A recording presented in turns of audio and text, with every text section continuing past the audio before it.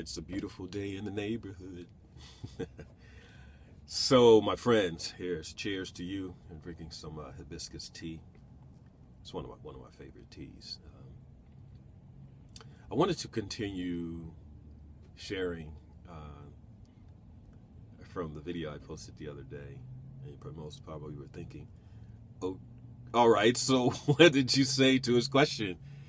So, after several seconds, I paused when he asked the question because I have considered, and it was the first time I was ever asked that question, and with someone who has some practical knowledge.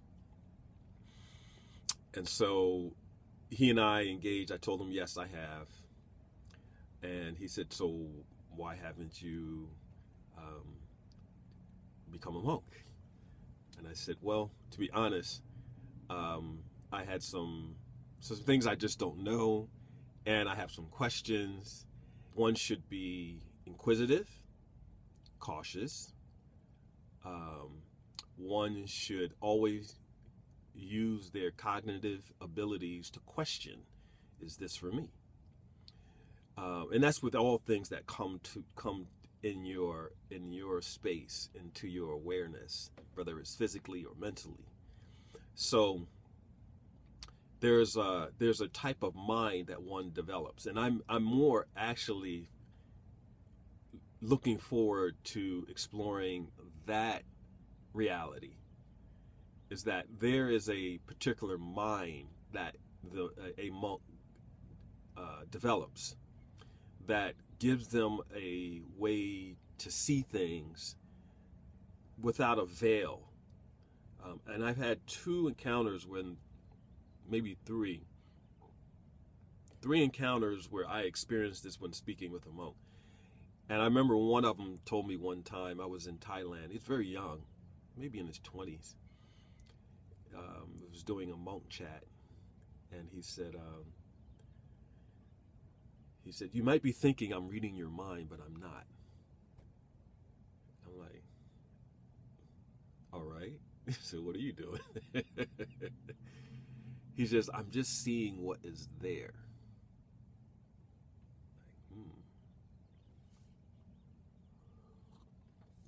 So,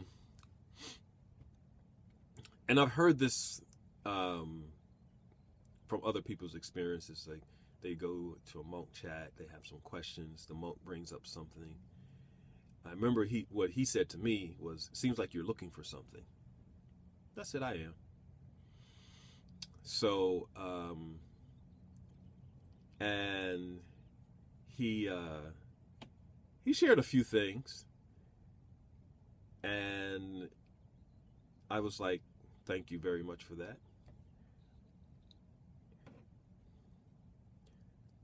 So back, I want to pause there. I don't want to go off on a tangent too much, but people have experiences like this. They may speak with a monk, and some insight will come up. And it's up to the person at that particular time to take that insight and to exercise it. It's an opportunity. So, with monks, they have, I'll just use the word rules, to govern themselves on a daily basis. And inside these rules is to regulate one's external and internal. Some of it's external as to how you're to do a certain thing, the way. So it's like the proper way, the right way to do things. This helps the mind to discern what is actually happening. So it's like we all know in Karate Kid, wax on, wax off. He had him waxing all those cars all that time. He was like, "What, Mr. Miyagi, what you got me doing all this crazy work? You just making me do this work for free. I don't want to do it anymore." And he's like, "Oh, you think you're just doing this?" And then, he showed him wax on. And then he realized he was actually being trained the whole time. It's the same methodology. We have these these rules are applications to develop oneself, so that it makes a whole person, mindfulness. There's a etiquette in how one governs themselves, and all this becomes a part of your persona, and for the purpose of developing your awareness of your Buddha nature. There's some things that we were born with that we don't understand. And even the process of practicing Buddhism is to help you understand what you were given and what you were born with and why you're here. The purpose of your existence is to use your life in a meaningful way to, one, discover yourself and help liberate your own self from the sufferings of the world. And we have a whole plenty types of suffering. Some people suffer for work, some people suffer for family, some people suffer for love, they suffer for food. There's a lot of suffering. And why? What is the cause? So if we break it down, and you hear from a seasoned Buddhist practitioner, it said the focus is to really help you understand the causes of suffering. And once you do that, you'll learn how to eliminate these sufferings, so that you're not stuck in this life, and you can do things more purposeful and be fulfilled at the same time. So anyway, so I want to go back to the sharing that we had. So we spoke for quite some time. I would say about an hour and a half. And the next day, which would have been Sunday, he invited me to come for their morning meditation session from at 6 a.m. to 8 p.m. 6 a.m. to 8 a.m. And I accepted, and he was like, great. I asked him, because I parked my RV right out in front of his home, I said, listen, is it all right if I just stay right there, parked until the morning, since I'm right there, if it works, I can just come right out? He said, sure, you're welcome to do that. So that's what I did. We had a meditation session with a small group, and as I shared, it was a beautiful temple, very clean energy, pure. There's a lot of, you can tell, for me, there's a lot of deep cultivation, and the air, just everything is just pristine. And so, as it should be. Anything else is not it. And then afterwards, he shared some mantras for us to study. And then he said, if you have some time, my uncle will be bringing some vegetarian food for lunch, so you're welcome to stay. And I think he wants to meet you. I said, oh, all right. Yeah. I know this way by being in Vietnam, and so I welcome this. This is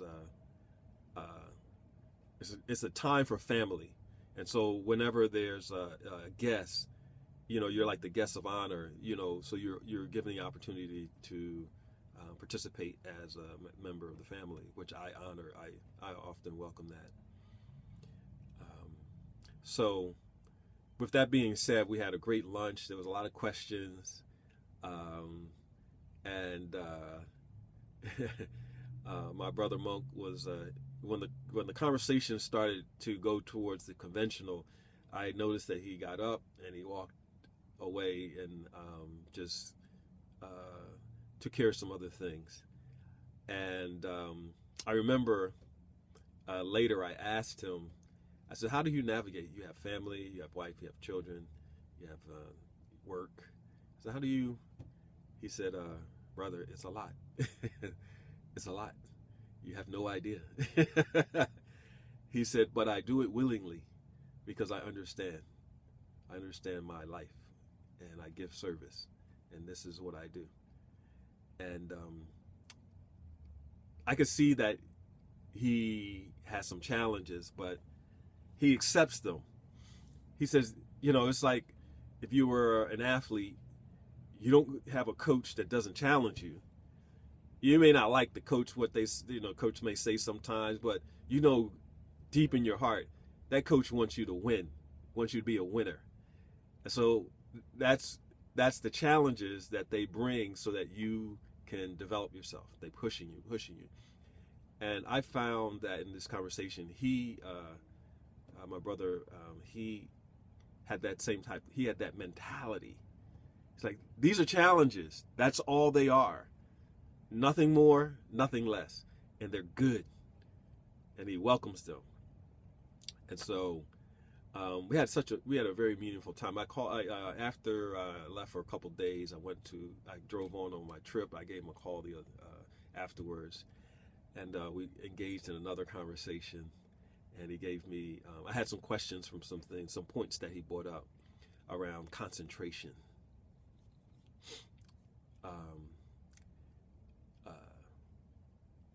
Concentration, not like determination, I'm going to get this in my head. Concentration through the process of observation. Concentrated thought for the purpose of clarifying oneself. And he used the word deep concentration, so that through meditation, using deep concentration, one could liberate their mind from afflictions. Did you hear what I just said? Through the process of deep concentration, one could alleviate themselves of mental afflictions.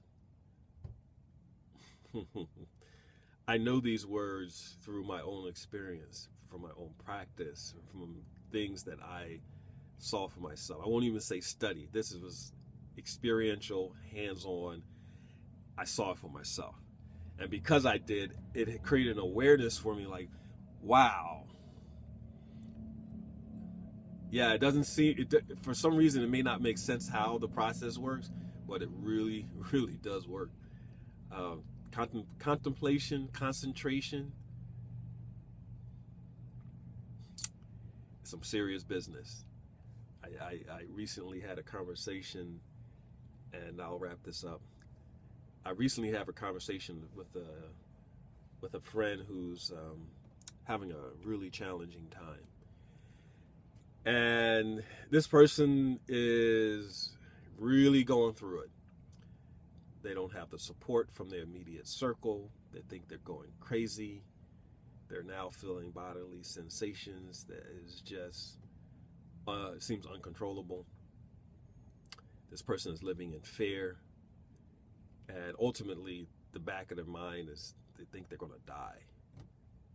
And I was sending messages as this person reached out to me. I was sending messages of what's the condition, what's going on, what's the circumstance. Well, I did this, and all of a sudden I had some opening, and now I can't stop this thing. And I'm like, all right. And I could hear the levels of anxiety that were just ramping up through each message that came through. It was ramping up. And I said, in this moment, just breathe. And I saw that was being ignored. It was like, well, then it was like pulling evidence. This is wrong. That's wrong. No one believes me, and they think I'm crazy. I'm like, I get it. Yeah, you're not crazy. People experience these things. And I said, I want to be able to give you the solution, but you have to start looking at what I just shared for you. So anyway, the person was going on and going on. And I said, hold on. Stop this moment right now. And just breathe. And the one thing I say to many people, we take breath for granted because we don't have some knowledge or experience. And I'll break it down like this. For people who may be experiencing different conditions, that is created by the mind, by your thinking. You know, it's very simple. If I said to picture a bowl of your favorite dessert in front of you right now, and you have a spoon, and you're putting it in your mouth, and you're like, oh my God, that feels, that's so delicious. And what happens chemically, your whole body then aligns yourself with that thinking, that thought. And if you really tune in, you'll feel the whole sensations as if you're eating it. Your mouth will salivate. Whatever it is you're putting in, you start feeling the sensation. It's true. Just try it out. Same thing happens the other way. When you have a thought that is non-productive, your body will then produce the evidence of that thought.